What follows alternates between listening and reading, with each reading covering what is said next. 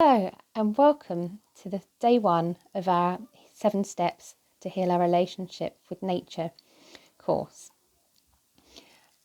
Today, the plan is to look at what we think nature is, to really sort of get a bit further into understanding what your current relationship with nature is like, both the positives and the things that you might like to change. I think it's really important to really work on an emphasis on the things that are working really well, because we have this kind of negativity bias, which means that we focus on the things that maybe aren't going so well, or the things that we find threatening, and we manage to completely forget very often all the things that are really good. So it's important actually almost to put more effort into noticing the positives, because the negatives that we perceive tend to come pretty easily.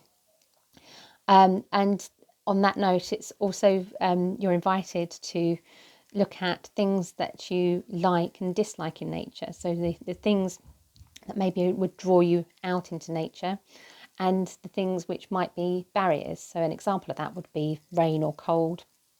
We tend to have this idea that rain is a bad thing. And so looking at dealing with that maybe in a couple of ways. Firstly, by sort of considering, if we don't think of rain as bad, if we just park that thought, what is our actual experience of rain? Just actually being with it without the judgment. And the second part of that is just wearing the right clothes for the right weather. That actually, by being prepared, we can make things actually a lot easier and knock down some of those barriers. Then I've got throughout the course these, what I've called foundation stones, but in a way they're almost more like seeds. So they're just setting intentions. It's not about something that's kind of perfectly formed, but they are foundation stones in the sense that this is something that we're kind of building on. So this is the kind of core that we're building that sort of healed relationship from. So it's a really sort of solid base, but they are very much seeds, and we're kind of growing from them. So today's ones are gratitude and connection, and I'll talk a little bit more about those in a second. But the idea is really just to set the intention to have a daily gratitude, just noticing things that we're appreciating every day, and to have a daily, very short connection with nature. So let's start with gratitude. It's a really powerful practice, and it has benefits. It's been shown to boost your immune system. It has all sorts of physical and mental benefits for you to have a gratitude practice. But it's also that we are able to appreciate and see things in a positive light. So it's not positive thinking. It's not about kind of glossing over all the kind of things that we think are negative and replacing them with positives. It's very much just addressing this negativity bias and bringing to the forefront the things that we appreciate. So that's really why we do it. How you do it is entirely up to you. I like to jot down in my journal every day some things that I've appreciated in nature, some things I appreciate about myself, and some things that have gone well in the day, those sorts of things.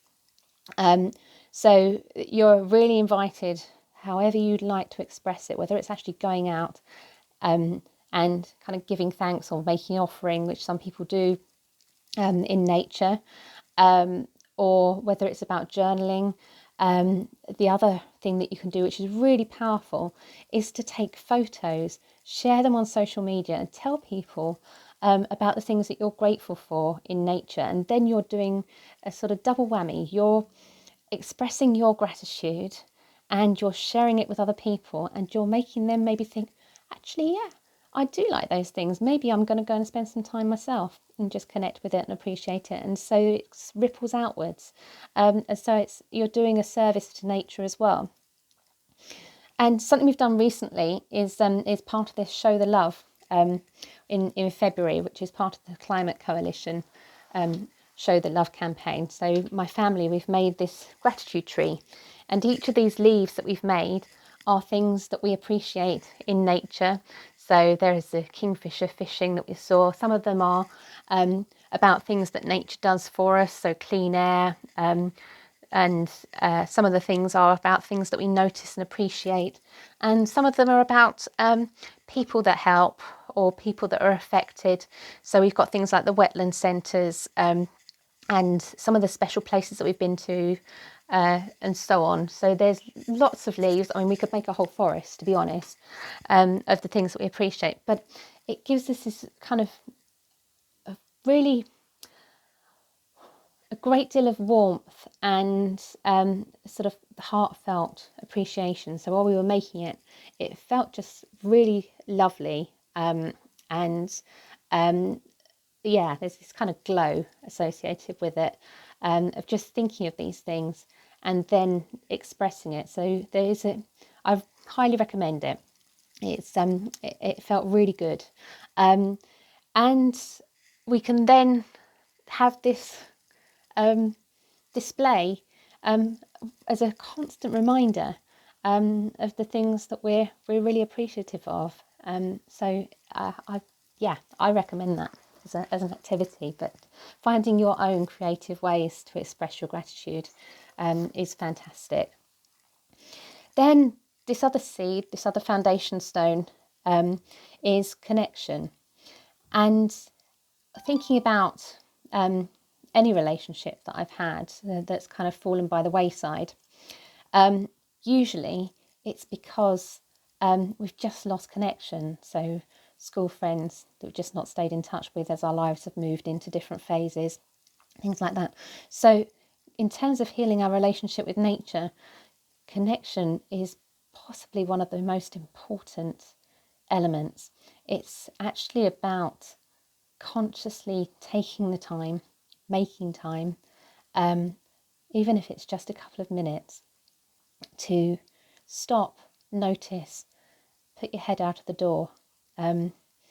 They kind of tend to be very caught up in these lovely warm houses, with all these screens and things, and sometimes we've learned about the weather from the television rather than from actually popping our head out and seeing it. And certainly that was me for a long time. So the invitation here is to just actually get outside. It doesn't have to be anything very formal. I have made lots of videos and resources for practices that you can try, which just help to deepen your connection and to explore things in a way that you might be not used to. So looking at things a bit differently, and really picking up on these elements of using your senses, using your compassion, and the various other things, creativity, connecting with your emotions and things. So there's going to be far more information on that as we go through, but the invitation today is just to start these as a sort of daily commitment, and literally only taking a couple of minutes each. It doesn't have to be longer than that unless you'd like it to be. Enjoy.